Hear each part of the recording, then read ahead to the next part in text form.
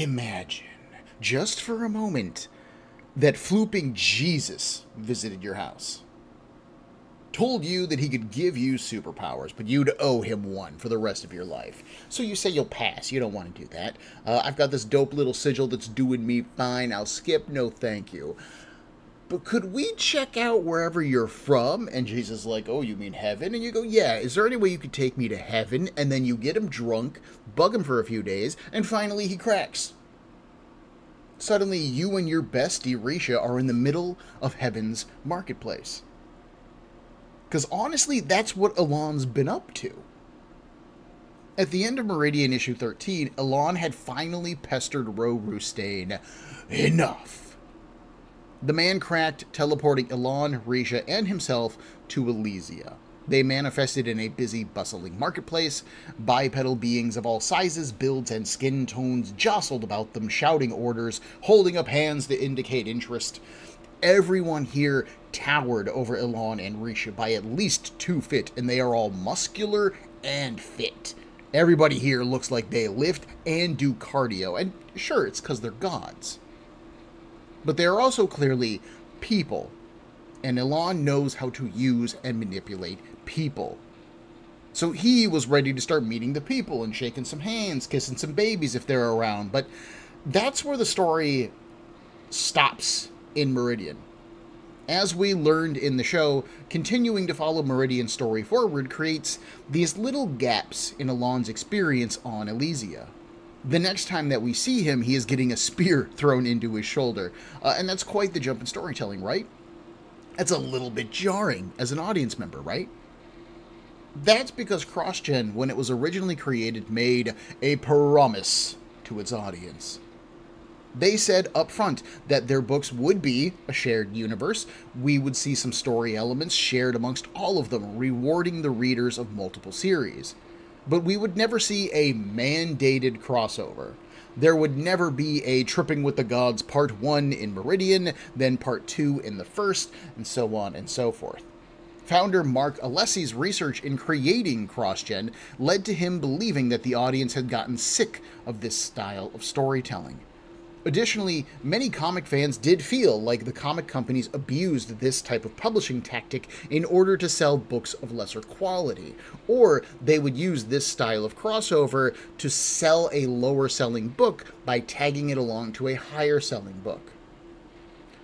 Of course, this implies that a lower-selling book is not a good book, which isn't always true. But from the perspective of the market and the company doing the publishing, the lower-selling book is a bad thing, regardless of its subjective quality. They're in this to make money and art on the side, not necessarily in this to make art and then money on the side.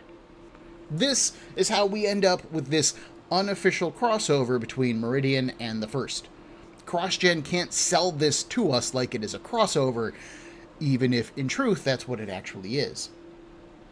Thankfully, these two books are in pretty good hands, because author Barbara Kesel wrote them both. She knows what she is doing as a writer, she knows who everyone in these casts are because she writes them, and she's going to do her best to make sure that this is a good read. So, let's join Ilahn and Risha, and, let's take in the sights.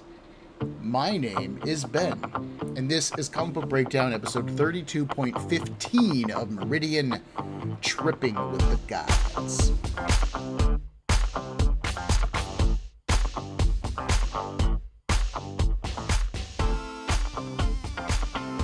When the first issue 9 opens, Ingra is up to some shenanigans.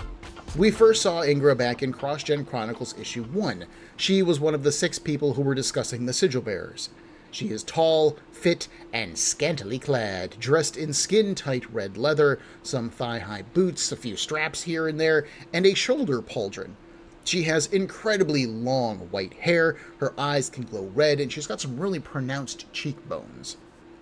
Ingra is the leader of House Sinister, a reference to the old Latin name for the left hand. Millennia ago, the first were a united people, but personality traits, ambition, disagreements, and murder drove them apart. They were broken into 2 houses, House Dexter, who tended to be the selfless, and House Sinister, who tended to be the selfish. The easy shorthand is that the Dexters are good while Sinister is bad, but of course things aren't that simple. These are incredibly simplified descriptions of incredibly complex characters. Some members of House Dexter acted as antagonists in other CrossGen titles, while some members of House Sinister were portrayed as allies or very well-intentioned. The symbol of House Sinister sure does look like the red half of a sigil bearer's sigil, while Dexter's is the yellow half. When they first saw this unified symbol appearing across the galaxy on various sigil bearers, they met, which we saw in CrossGen Chronicles Issue 1, and they agreed not to interfere with the sigil bearers. And then they got right into interfering. Oh boy, do they interfere. These guys are the interfering champs. Ingra sent out a variety of lackeys amongst a handful of CrossGen's titles, including Rorf, or as we know him from Meridian, Ro Rustain. Ingra stayed mostly on Elysia and prepared to make a power play. Her house would clearly need to be able to handle the threats that the sigil bearers represent, as well as any potential threats from House Dexter. What if the Dexter Council allied with a sigil bearer against House Sinister, or found a way to make use of them? Ingra had to be prepared for that eventuality. It was really the only responsible thing to do. So she summoned her council and took from them a portion of their power. She then funneled that power into her home, stockpiling it for later use. This caused her massive housing complex to grow, its jagged edges expanding in a display of strength and power. This is how the first issue 9 opens, and it will be important later. Meanwhile, Ilahn of Demetria was breathing deep the sweet air. He smiles at Rorf, who has to bend over almost in half to meet his eyes. I can see why you're disinclined to share your home, Ro. There's a richness to the very air, a palpable aura of power. When Ilahn raises his arms, soaking in the scenery, we can see red and white energy trailing behind them. That's because the forces of creation flow from Elysia, Rorf explains. That's how the gods create and work miracles. We are gods, not mortals, Ilahn. He claps a friendly hand on Ilahn's shoulder. And Ilahn can feel something there. He gingerly touches Rorf's hand, and Ilahn begins to draw energy from the big man. He closes his eyes. He breathes in. Gods, not mortals. And yet, you are feeding me. A pulse of energy suddenly races from Rorf into Ilahn, and the big man drops to the ground. He cries out in pain. This scene is quickly telephoned across Elysia, getting worse with each retelling. We learn that another of the first, Trenin of House Dexter, was also drained by a sigil bearer recently. But that story quickly evolves from Rorf being drained, to Rorf being killed, to a whole bunch of them being killed, to suddenly everyone being at risk. So as Ilahn walks the city, energy flowing into him with ease and glee, the first begin to flee. This is glorious, Ilahn shouts. Limitless power, no hand to bar me. The gods themselves scatter at my approach. Sharp tendrils of Ingra's house now writhe and embed themselves into the ground. For Ingra, this is no big deal. This is just part of the process. But to Ilahn, this looks like someone is attacking him. He points a closed fist at the nearest part of the house, and it breaks away to nothing. Even this attack is nothing compared to the power that Ilahn wields. It crumbles beneath his indomitable will. I am Ilahn of Gadador. Nothing can stop me, yet I can halt gods. Despite this sudden assertion, Ilahn does stop. No, he says. This loss of control is unacceptable. This energy is stronger than drink, but I won't let it control me. Red and white energy still floats in the air, summoned and unused. Ingra's house still moves and creaks, but its forward progress towards Ilahn has been ground to a halt. This lull in action is the perfect opening for Embol to defend his people. we move over to Meridian issue 14, where one of the first, a ripped white-haired dude named Embol, throws a spear tipped with hot metal, or maybe it's thrown so fast that it burns as it flies. In either case, the spear pierces Ilahn's shoulder. Perhaps emboldened by such unfettered access to the universal energies, Ilahn then destroys the spear. He destroys the wound. Ilahn of Katador reaches out and begins to drain the closest members of the First around him. This secondary rush of power doesn't last long, though. Ever the master of himself, first Ilahn calms down. He composes himself and attempts to resume business with these gods. And if we were reading just Meridian, this is almost where our tale would end. Ilahn would meet with Ingra, they would exchange some pleasantries off-panel, and then Rorf would return them home to Demetria. But instead, we are going to move over to the first issue 10. Ilahn still stands over Rorf, having finally calmed himself. It is now safe for Rorf to speak. As he pushes himself up, Rorf isn't quite sure of that. He is tempted to say, Rorf stops when a pair of long legs wearing thigh-high red boots walk in front of him. Weren't my orders specific, Rorf? Study the sigil bearer in its home environment, not bring one home. Lady Ingra, Before he can say any more, Ingra cuts him off. It looks like Rorf is able to influence the emotions of others, and Ingra doesn't want him getting everyone excited by telling his story. She does ask for an introduction, though. And very formally, Rorf introduces the Minister Ilahn of Katador. She introduces herself, but is a little bit offended by his behavior. Ilahn won't look at her. Thanks to her height and her choice of clothing, Ingra's voluptuous breasts are right at Ilahn's eye level. He does his best to look at everything except Ingra, saying that she is not dressed suitably for discussion. In fact, discretion seems to be a lost art amongst her people. Ingra smiles and scans his mind. What would you find more appropriate then? In an instant, Elysia is gone. The obelisk, the glorious cityscape, Ingra's home. Instead, Ingra and her fellows now stand on a green field in the countryside. The First's clothing has all become cloth, covering them well. Rorf is dressed in green trader's clothing, very similar to what he actually wore in his first appearance in Meridian. The nameless other members of the First just wear robes. And Ingra wears a dress and hairstyle that matches what we saw Atiyeh wearing in CrossGen Chronicles issue 3.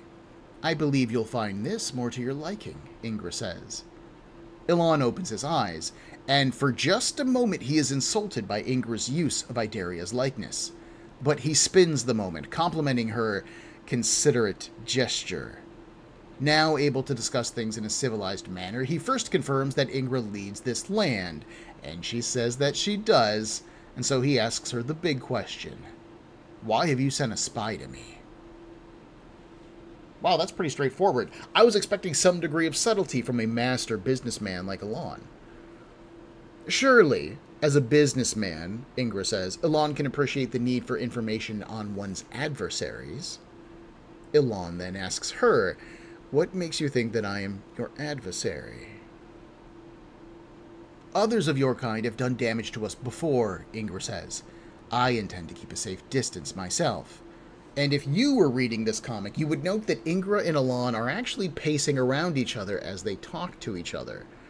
They're moving, they're nearby, close enough to chat, but neither one gets any closer. Ingra knows the threat that Ilahn poses, and Ilahn knows the threat that he poses.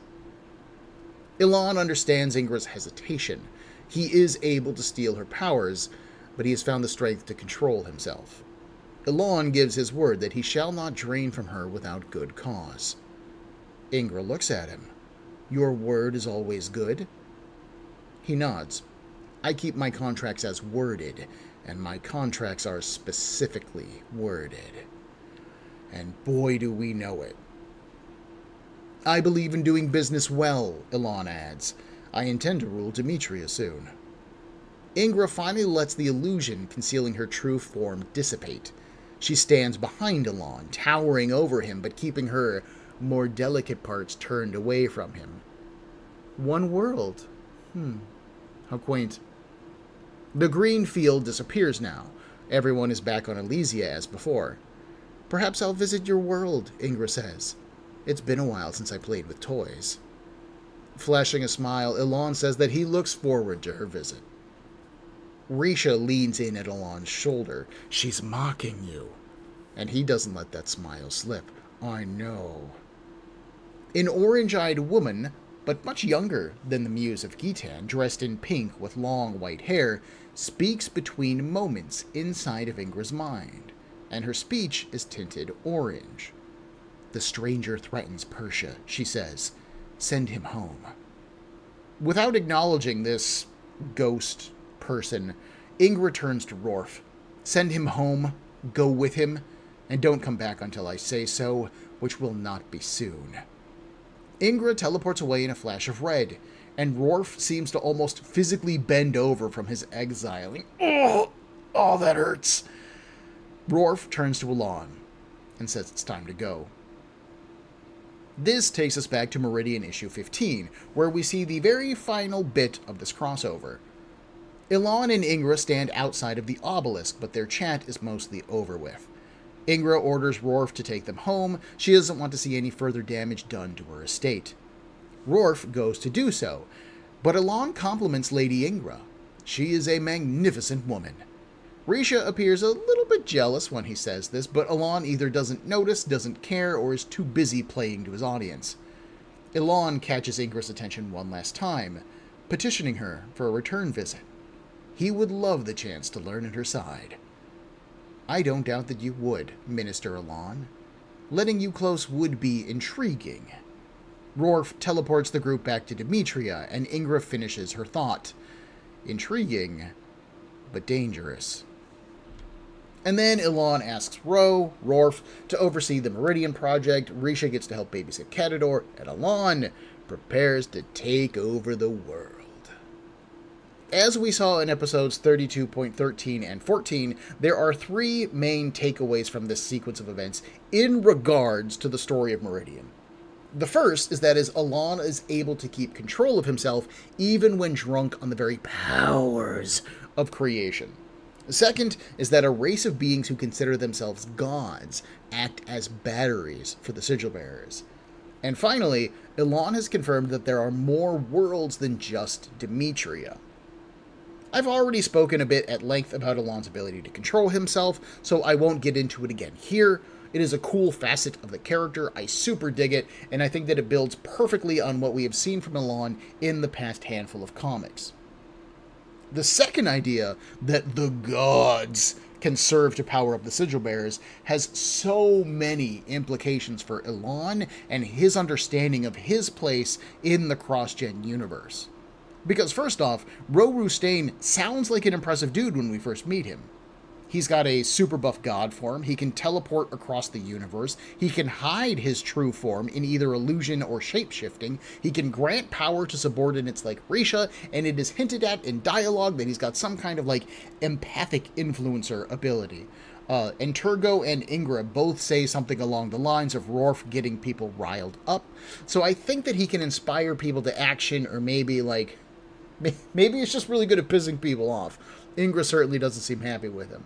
But the point remains that Ro is a pretty super-powered individual. In any other comic book, these are the kinds of powers attributed to characters like Thanos or Darkseid, god-type characters. But Ro is afraid of Ilahn when they return to Demetria. He shies away from his touch. Ilahn just learned that even the gods are worried about what he can do to them. That is some damn good leverage to bring to a negotiating table. We even see Ilahn remind Ro of this in Meridian issue 15 after they return to Catador. Ro is like, anything else I can do for you before I get on with my exile? And Ilahn does the I'm not touching you version of touching you before assigning him to Meridian. And we see Ro flinch away. This bit of knowledge contains the third, slightly hidden idea, that there are more sigil bearers than just Ilahn and Sephi. If there are more worlds than just Demetria, and there are, Elysia has proven it, then maybe there are other people out there. And Ingra admits that there are others like Ilahn, other sigil bearers, having harmed the first recently. Ilahn didn't know that he was just a cog in a larger publishing line, but now he does. Of course, he will still need to start somewhere. Where once upon a time Ilahn wanted to just rule Meridian and cement his place in history that way, oh, that's not enough anymore. After Sephi's death, Ilahn decided to make his mark on the world by ruling Catador and Meridian, and now the world. With no one to oppose him, he naturally thinks that's going to be easy. And then he goes and he learns that there are more worlds out there. Even if taking over more than one world seemed out of reach, then he learns that he can feed on the power of Elysia and the First. What can stop a man who has control over his own emotions, the power to destroy anything, who can feed on the gods, and who worships nothing but himself? I mean, hopefully for everybody, his spunky teenage niece. There are a few character moments in this little crossover that I super dig. My favorite moments here are actually like the little moments that Risha gets, more than the stuff that Ilahn does. Risha has been a pretty background character in Meridian since she first appeared, but we know that she's ambitious. She sees Ilahn as a possible path to power, and he has certainly brought her to greater heights than she could have ever hoped for before meeting him. We've also seen that she is a bit possessive of Ilahn, let's say, maybe even going so far as to flirt with him. That comes through here as well. When Ilahn first meets Ingra and he is refusing to stare at her bohan dongaroos, we can see Risha behind him smiling up gleefully at Ingra. It's almost like Risha knows that she isn't beholden to those same rules of politeness as Ilahn is. Ilahn is a guest. Risha's just kind of a hanger-on. And as a woman, she can also look at Ingra with no problem, and so she's a little bit smug about that. I also think there's a degree of Ilahn has chosen to be with Risha, even if they haven't gone anywhere yet, and he is also choosing not to look at Ingra, despite the fact that Ingra puts a lot on display. Risha knows where she stands, and while Lady Ingra might be one step above the social ladder, Risha knows that she is chosen by Ilahn, and Ingra's just some hot chick. This is a degree of character understanding that I really appreciate, and I feel like it shows us a lot about Risha's relationship with Ilahn that we haven't really gotten to see explored in Meridian up to this point. Later on, after Ingra and Ilahn chat, Risha is still a little bit jealous. Ilahn asks to study at Ingra's side, and Risha is like, oh, you would like to spend time with her? And it's like, yeah, I mean, look at her. Ingra is an absolute power-hungry, selfish harpy who uses everyone around her. But she is also flooping beautiful, she is powerful, she's got the powers of a god, the position of a god, and she's still ambitious. She still wants more. Ingra is the type of woman who would use you and you would thank her for the experience and just count yourself lucky to have survived that. But it is clear to us that Risha is scared that she would lose whatever influence she has on Ilahn, or whatever she stands to gain from her relationship with Ilahn, if his attention shifted from her to Ingra. I also love Ilahn's refusal to stare at Ingra. Remember, Ilahn controls Ilahn. Not even lust could throw him off here. And as a comic book fan, I also think it's pretty funny, especially as someone who grew up on comics in the 90s, when comics got, to be quite honest, kind of pretty pervy. There is a degree of comic book people tend to be a little bit pervy. There's that stereotype going on. We like big, buxom women. The First is certainly a book that provides them, and so I think this is an interesting way to, like, make fun of that storytelling trope by having Ilahn be like, no, I'm not looking. No, I'm not looking. We're just going to get on with our business, guys. I think that's really cute.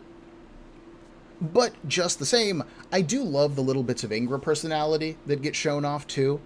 She thinks of humans as toys. She says this when Ilahn invites her back to Demetria, but she does take the time to deal with Ilahn personally. The threat that he represents is too important to be ignored, and as the leader of House Sinister, Ingra can't let anyone think that she can't handle that potential threat. When she reads Ilahn's mind and projects a landscape that matches one on Demetria, that's also a super clever jab by her. Ingra is able to come off as being sensitive to Ilahn's nature, and she is gracious as his host, but she's also calling Ilahn a backwards country hick on a planet of the gods. She also wears a facade that looks like Atiyeh, the one woman that Ilahn loved, so again, she's playing with his emotions here.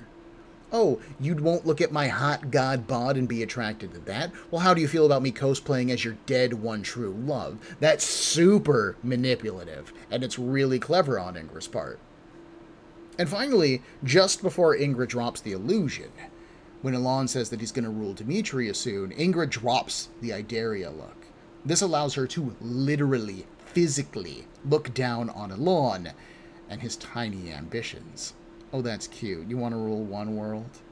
And then she lets the whole illusion drop, reminding Ilahn of where he stands, on her world, at her mercy, surrounded by gods. Ilahn might threaten the first, and on his own world he might be a big deal. But as far as Ingra is concerned, he's just a toy to be manipulated. So there is a lot of good character work being done here with characters like Ilahn, Risha, and Ingra, but I have to admit that there are still story hiccups moving between the issues of this crossover. Obviously, we have the gaps in the story if we only read one of these series. The threat of the Sigil Bearers has certainly been cemented already over in the first. Their very first issue actually saw one of their number get killed by a Sigil Bearer. One of these Sigil Bearers popping up here as both a threat, a learning experience, and a show of Ingra's manipulations actually fits into the book's overall story pretty well. But we are not covering the first at the moment, we are covering Meridian. Reading just the Meridian part of this story, I honestly think that the audience is really underserved. Not only is Ilahn's story peppered with gaps, jumping from the marketplace scene to him getting speared, jumping from Ilahn mastering self to Ingra ordering Ro to send them away out of nowhere, and in that final scene, it definitely feels like Ingra and Ilahn had a conversation. They certainly know who they are in a way that we wouldn't know as the audience. Secondly, we also have some repeating story beats. Ilahn loses control of his ability to absorb energy twice, and then regains control of that energy twice. Ingra says goodbye to Ilahn and his little posse twice as well. I would argue that this is largely done so that anyone who is reading one half of this story still gets the major story beats. After all, Ilahn's arrival, his threat, his control, and his meeting with Ingra are the four biggest takeaways. Kesel makes sure to work those into each of these comics, and I do want to applaud that. However, as a reader, even as someone who loves CrossGen backwards and forwards, it does feel wasteful to see those story beats happen back to back. And yes, they are short scenes in a much larger story. After all, you have the rest of what's going on in Meridian and the First to sandwich them, but still, from my perspective, either I need to buy all four of these comics in order to get the story, and they should present different information to justify the purchase of each comic, or I only need to buy two of these issues, and they should all contain every piece of pertinent information. In the future, when CrossGen does these kinds of things again, they do employ a much different tactic. For example, in the first issue 1, an expeditionary force from House Dexter visits the inspired by Japan nation of Nayado. They encounter the sigil bearer Toroshi Sugawa, and the encounter proves fatal. Toroshi is killed, but his death also kills one of the first, and then his sigil is passed on to his brother Nobuyuki. When CrossGen revisits this story in a comic called The Path, it is presented to us from the perspective of the people of Nayado.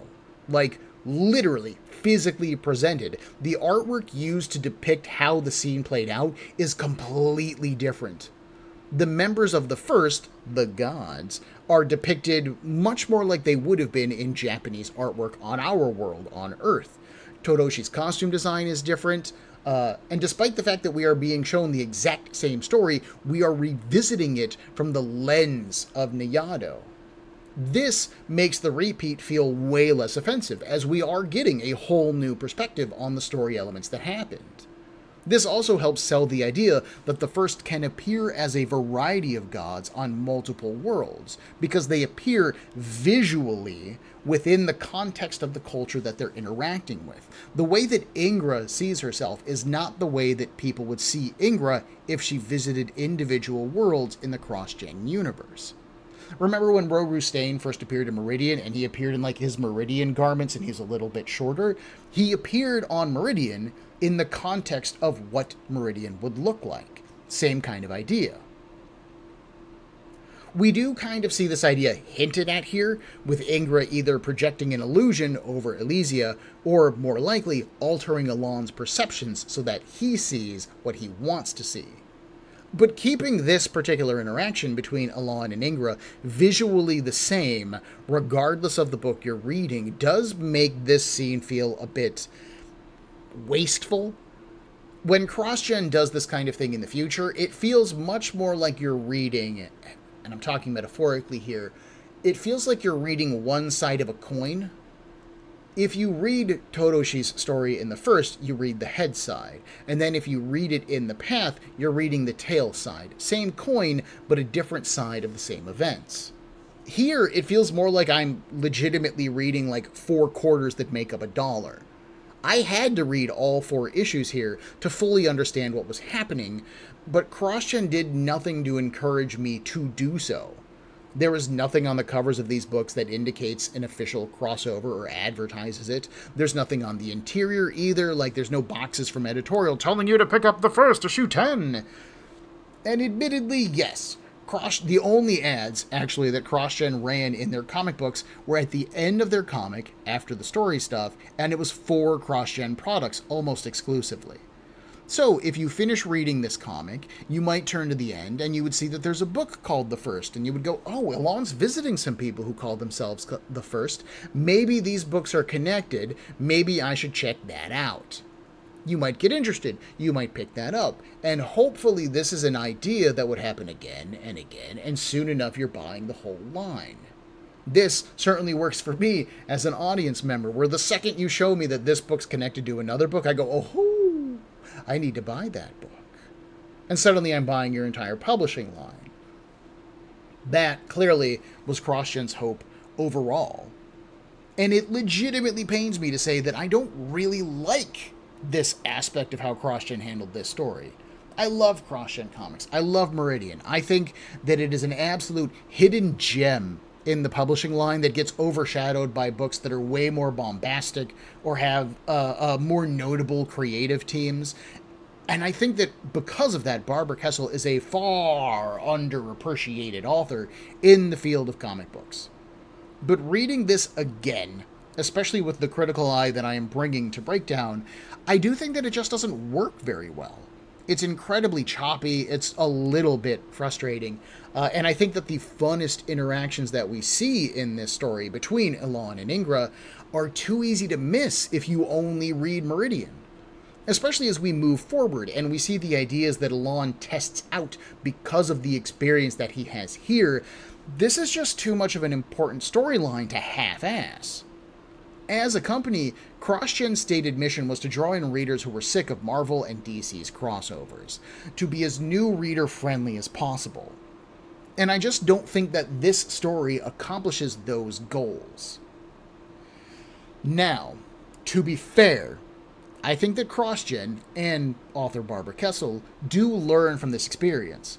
We'll see another unofficial crossover in Meridian in less than another story arc, and it works much better. Right now, I am planning to reread both sides of that unofficial crossover just to make sure that it does work as well as I remember it working, but I don't think that I'm going to need to cover both sides of it like I did here for Meridian and the First.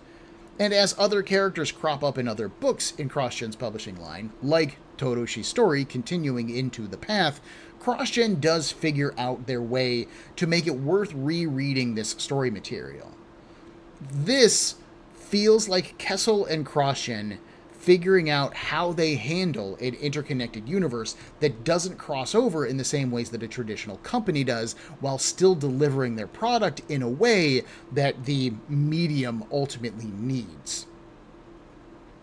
Was this a little bit of a stumble along the road? Sure. But I do honestly believe that it is a necessary stumble for CrossGen to find their footing and move forward. It's not a story all too dissimilar from Seffi's own. Next time, our heroine and her allies choose their first encounter as pirates. Jad faces down a winged monstrosity, and a monstrosity who is way cuter. Ilahn receives a message that forces him to advance his own plans, and Ro-Rustain gets to work. Join me in a week for Comic Book Breakdown, episode 32.16 of Meridian, Round 1 to Seffi. If you enjoyed this episode of Breakdown, please make sure to hit that like button, and if you are not subscribed to the show, then click on that as well. I love getting feedback, and I would really appreciate it if you did so. If you have any questions, concerns, or would like to suggest a comic or a series to me, Breakdown can be found on Facebook, Instagram, and on a variety of podcast platforms, with links in the description for this episode below, as well as the email cbbreakdown@gmail.com. Thank you for your time and attention.